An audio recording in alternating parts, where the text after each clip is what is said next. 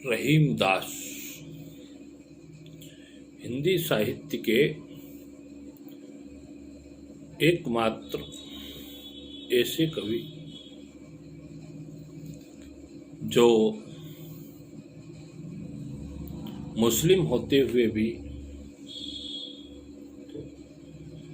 कृष्ण भक्ति के अंदर प्रगाढ़ प्रेम में लीन रहे। उन्होंने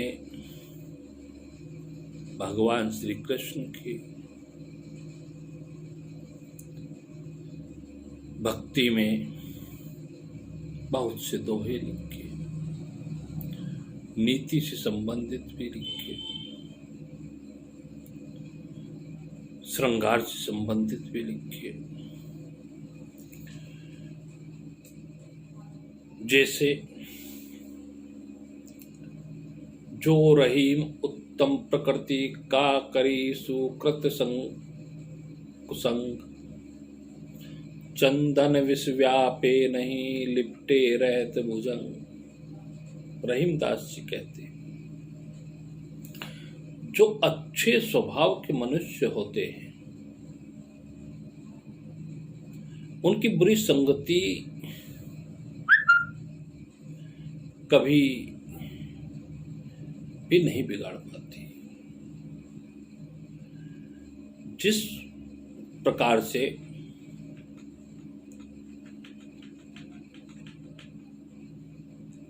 जहरीले सांप चंदन के वृक्ष पर लिपटे रहते हैं,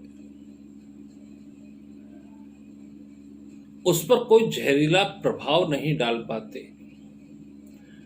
वृक्ष कभऊ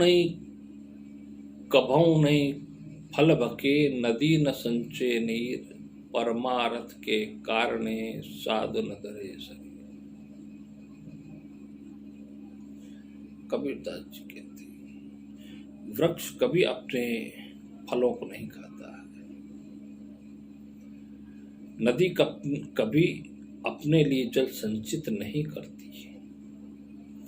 उसी प्रकार सज्जन पुरुष परोपकार के लिए देह धारण करते हैं। रूठे सुजन मनाइए, जो रूठे सो बार, रहीमन फिर पोइए, टूटे मुक्ताहार।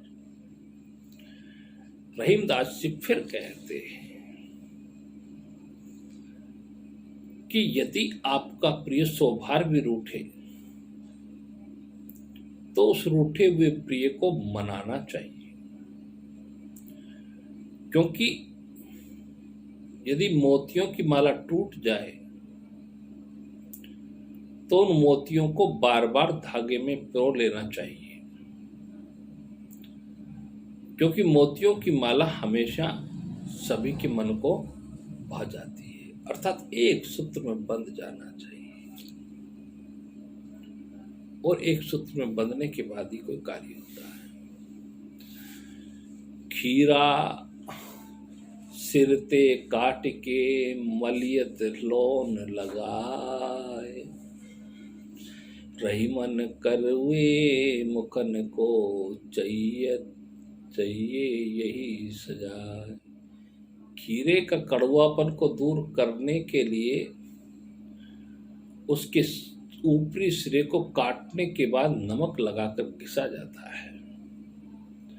रहीम दास जी कहते हैं कि कड़वे मुंह वाले के लिए, कटु वचन बोलने वाले के लिए यही सजा उपयुक्त होती है। दोनों रहीमन एक से, जो लो बोलत नाई, जान परत है काक पिक, ऋतु बसंत के माई। बहुत शानदार बात कह रहे हैं। कौवा और कोयल रंग में एक जैसा होता है,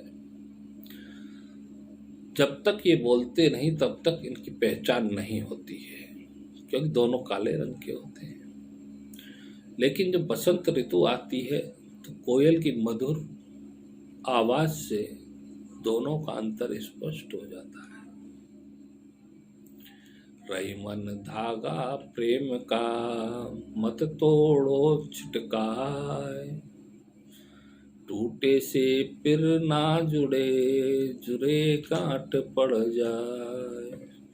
रहीम दास जी कहते हैं कि प्रेम का रिश्ता नाजुक होता है, इसे झटका देकर तोड़ना उचित नहीं होता।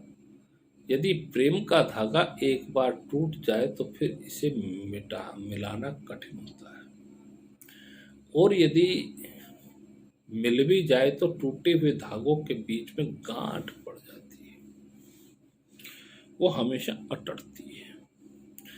इसलिए कभी भी इन्हें तोड़ना नहीं चाहिए। रही मन वे नर धन, वे रहीम नर धन्य है, पर उपकारी अंग बाटन वारे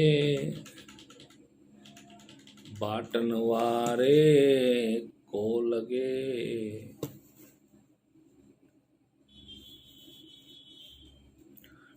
वारे को लगे जो मेहंदी के संग। रहीम दास जी कहते हैं कि वे लोग धन्य हैं जिनका जीवन सदा परोपकार के लिए बीतता है। जिस प्रकार मेहंदी बांटने वाले के अंग पर भी मेहंदी का रंग लग जाता है, उसी प्रकार परोपकारी का शरीर भी सुशोभित रहता है। रही मन चुप हो बैठिए, देख दिनन के फेर, जबनी के दिन आइए, बनत न लगिए देर। रहीम दास जी कहते हैं कि जब खराब समय चल रहा हो तो मौन रहना ही उचित है, क्योंकि जब अच्छा समय आता है तो काम बनते देर नहीं लगती। अतः हमेशा सही समय का इंतजार करना चाहिए। निज कर क्रिया रहीम कही, सीधी भाव के हाथ, पासे अपने हाथ में, दावन अपने हाथ। रहीम दास जी कहते हैं कि अपने हाथ में तो केवल कर्म करना होता है। निज कर क्रिया रहीम कही, सीधी भावी के हाथ। सिद्धि तो भाग्य से ही मिलती है।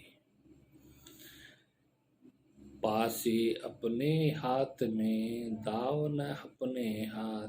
जैसे चौपड़ खेलते समय पासे तो अपने हाथ में रहते हैं, पर दाव में क्या आएगा यह अपने हाथ में नहीं होता है। तरवर फल नहीं खात है, सरवर पिए न पान, कह रहीम पर काज हित, संपत सचई सुजान। जिस प्रकार पेड़ अपने फल को नहीं खाते, तालाब अपने अंदर जमा किए हुए पानी को कभी नहीं पीता, उसी प्रकार सज्जन व्यक्ति भी इकट्ठे किए हुए धन से दूसरों का भला करते हैं।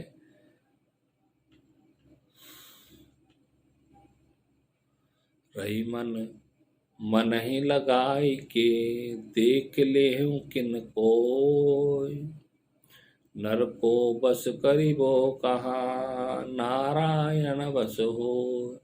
रहीम दास जी कहते हैं कि यदि आप अपने मन को एकाग्रचित्त होकर काम करेंगे तो आपको सफलता अवश्य मिलेगी।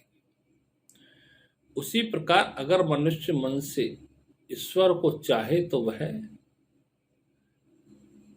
इस मन से ईश्वर को चाहे तो वह ईश्वर को भी अपने वश में कर सकता है।